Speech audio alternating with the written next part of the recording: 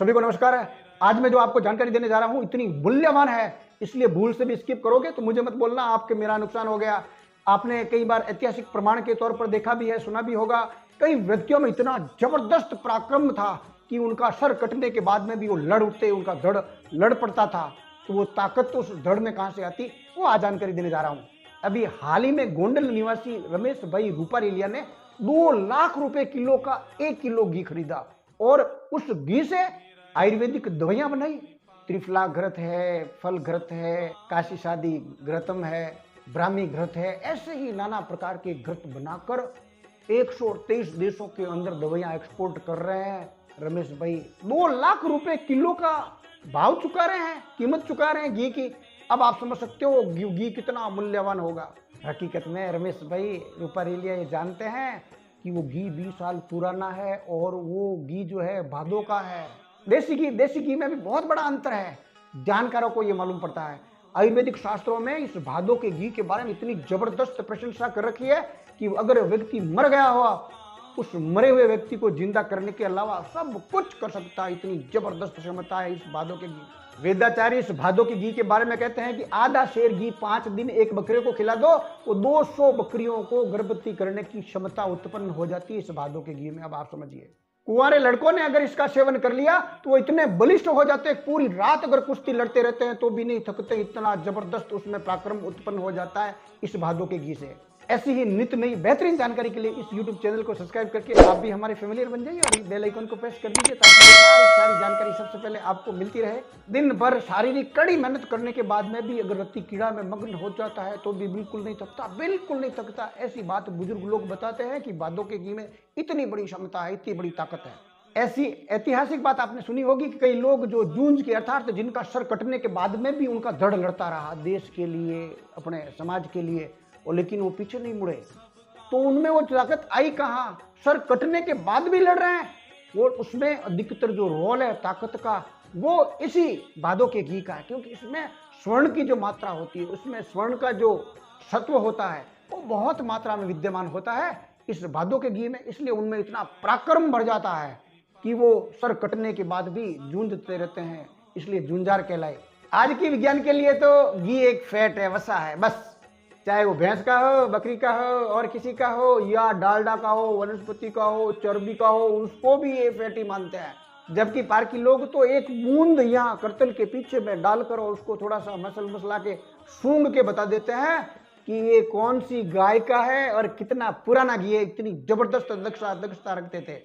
एक जमाना था जब राजस्थान के बाड़मेर जिले में गुंगा गांव के अंदर इसकी बहुत बड़ी मंडी लगती थी और पूरे दूर दूर से वहां लोग लेके आते थे भादों का घी।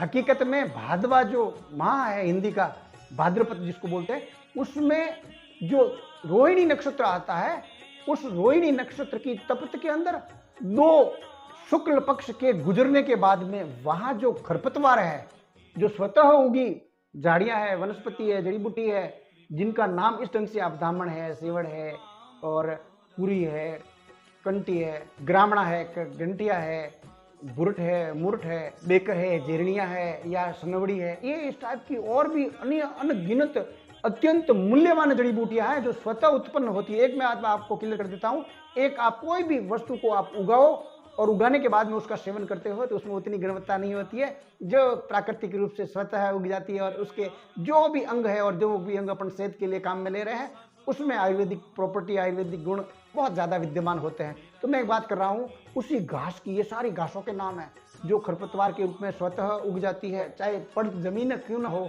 और जब वो उगती है और जैसे ही रोहिणी नक्षत्र की तपत पड़ती है तो वो एकदम विस्फोट के तौर पर वो एकदम जबरदस्त फैलती है, जबरदस्त उसमें पोषक तत्व विद्यमान होते हैं।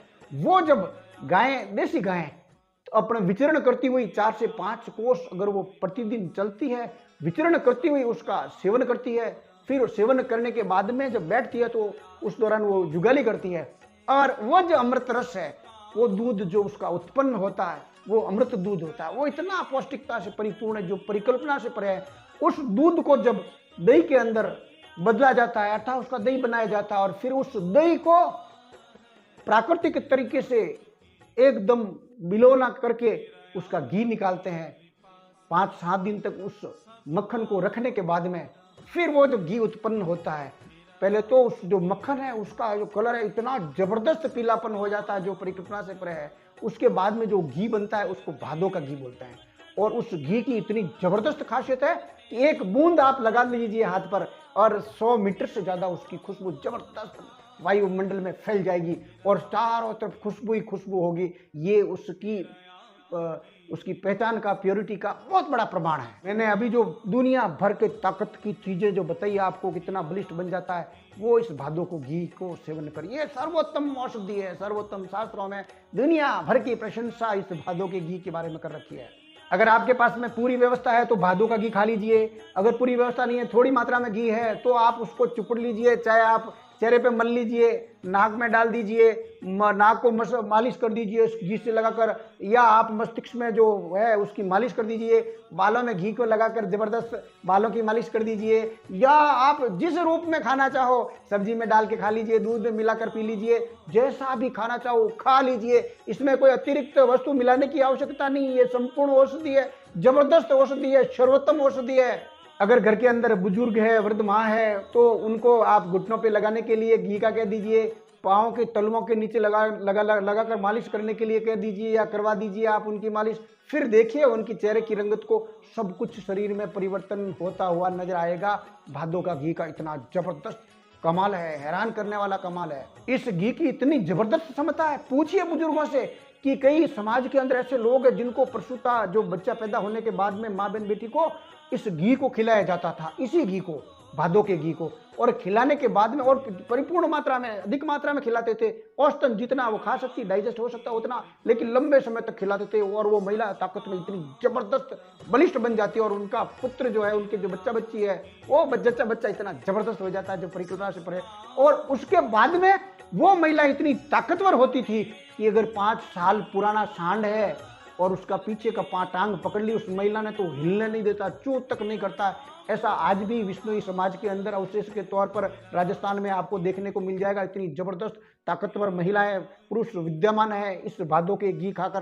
कई जगह ये बात भी प्रचलन में है कि 1 रुपए का सिक्का वो ले लीजिए और दोनों जो अंगुलियां हैं, अंगुष्ठ और अंगुली के बीच में, उसको दबाकर और उसका दोहरा कर हिस्सा बना देते हैं।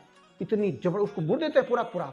इतनी जबरदस्त ताकत उत्पन्न हो जाती है इस भादों के घी का उपयोग करने से। नियमित रूप से करना चाहिए, हर साल करना चाहिए, उचित मात्रा में करना चाहिए।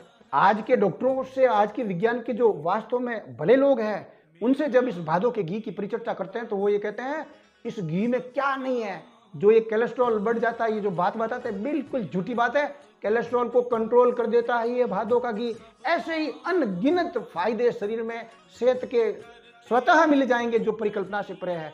छोटी मोटी दशकों बीमारियां इसके नाम से भाग जाती है। इतना गुणों से, इतना औषधीय गुणों से परिपूर्ण है ये भादों का घी।